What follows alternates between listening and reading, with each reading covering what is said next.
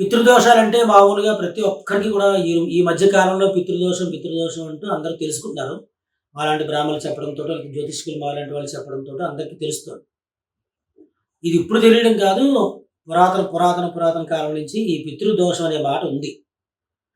జాతకంలో రాహు 3వ స్థానంలో కానీ, 9వ స్థానంలో కానీ, లేకపోతే లగ్న రీత్యా 9వ స్థానాధిపతి రాహుతో కలిసి ఉండడం కానీ ఉంటే పితృదోషం వస్తుంది. పితృదోషం వస్తే ఏమవుతుందంటే అసలు కారణం ఏంటని తెలుసుకుంటే మన సిమ్టమ్స్ ఏంటంటే, ఒక వయసు వరకు కూడా పిల్లలు ఊహ తెలిసినప్పటి నుంచి కూడా కొంతమంది బాగా తెలివిగా లేకపోతే ఇంట్లో మాట వినేవాళ్ళలాగా ఉంటారు.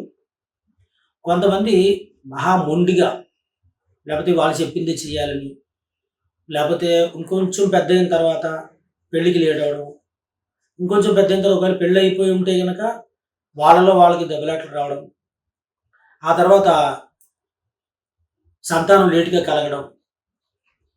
ఎక్కువగా పితృదేవతలు అంటే ఎవరు? తాత, ముత్తాత పితృదేవతలు.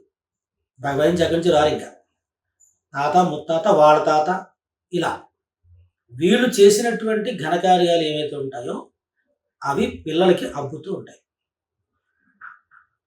అయితే వీళ్ళు మంచి పనులు చేస్తే మంచి అలవాట్లు పిల్లలకు వస్తాయి.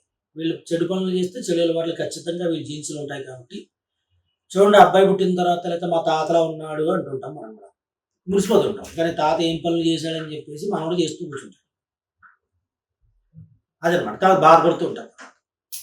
ఈ రకంగా పితృదోషాలు అంటే ఒక పని ఎప్పుడూ కాకపోవడము. ఇంకా దాని మించిన దోషం ఏంటంటే,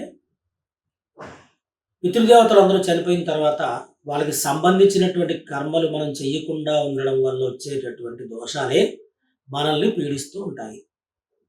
అందుచేత వాళ్ళకి ఎన్ని సంవత్సరాల వరకు కర్మ చేయాలి, లేకపోతే ఎన్ని సంవత్సరాల వరకు చేయకూడదు అని ఎక్కడ ఉండదు. ఎప్పుడు అమావాస్య వచ్చినా సరే మన ఓపిక కొద్దీ కూడా ఎవరైతే చనిపోయి ఉంటారో వాళ్ళ పేరున ఒక స్వయం పాకము గుళ్ళోకి వెళ్ళి బ్రాహ్మడికి ఇవ్వడం నేర్చుకోవాలి. అప్పుడు క్రమక్రమేణా మన పితృదోషాలు పోతూ ఉంటాయి. ఇది అర్థం. అందుగురించి పితృదోషాలు అంటే ఏ పనైనా సరే లాస్ట్ వరకు, అంటే పెళ్ళి అవ్వట్లేదు అబ్బాయికి 40 ఏళ్ళు వచ్చాయి అంటే ఖచ్చితంగా తాత ముత్తాతలు మేనమామలు ఎవరైతే ఉంటారో వాళ్ళ తాతలు వాళ్ళకి ఏదో ఒకటి కుటుంబంలో ఇబ్బంది వచ్చింది కాబట్టి ఆ దోషం వీళ్ళని పీడిస్తుంది. వాళ్ళ కర్మలు సరిగ్గా చేయలేదు కాబట్టి వీళ్ళని పీడిస్తుంది. అంచేత పితృదోషం లేకుండా పెద్దల యొక్క ఆశీర్వచనం మనకు ఉండాలంటే మనం తప్పనిసరిగా వాళ్ళ యొక్క పేరు, వాళ్ళ నాన్న పేరు, వాళ్ళ తాత పేరు చెప్పి స్వయం పాకం బ్రాహ్మడికి ఇవ్వడం నేర్చుకుంటూ ఉండాలి. బ్రాహ్మణికి ఇవ్వట్లేదు, వాళ్ళ రూపంలో బ్రాహ్మణికి ఇస్తున్నారని చెప్పి మనం తెలుసుకోవాలి. ఇది సంతృప్తికరంగా బ్రాహ్మడికి ఏదైనా ఇవ్వడం నేర్చుకోవాలి. అప్పుడే పితృదోషం పోతుంది.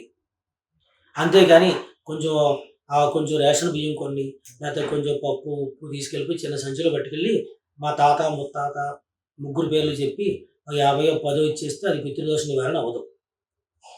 మీరు ఎవరికి ఇస్తున్నారు అంటే ఖచ్చితంగా మీ తాతకో, మీ నాన్నకో, మీ ముత్తాతకు పేరు చెప్పి ఇస్తున్నారు. కాబట్టి వాళ్ళంటే మీ మనసులో ఎంత వాల్యూ ఉంది, ఎంత ప్రేమ ఉంది, దాన్ని బట్టే మీరు స్వయం పాకం వాళ్ళకి ఇవ్వగలగాలి. అప్పుడు దోష నివారణ అవుతుంది. స్వయం పాకం ఇమ్మన్నారు కదా అని చెప్పి ఇన్ని బియ్యము, ఇంత పప్పు, ఇంత ఉప్పు తీసుకెళ్ళి ఏదో ఇంత చిన్న కవర్ పట్టుకుని ఇచ్చేస్తే దోషం పోదు. అది అర్థం దాంట్లో. అంటే మీరు బ్రాహ్మణులకి ఇవ్వట్లేదు, బ్రాహ్మణ రూపంలో ఉన్నటువంటి మీ తాతకి ముత్తాతకి వీళ్ళకి ఇస్తున్నారు తప్ప, అది అర్థం దాంట్లో.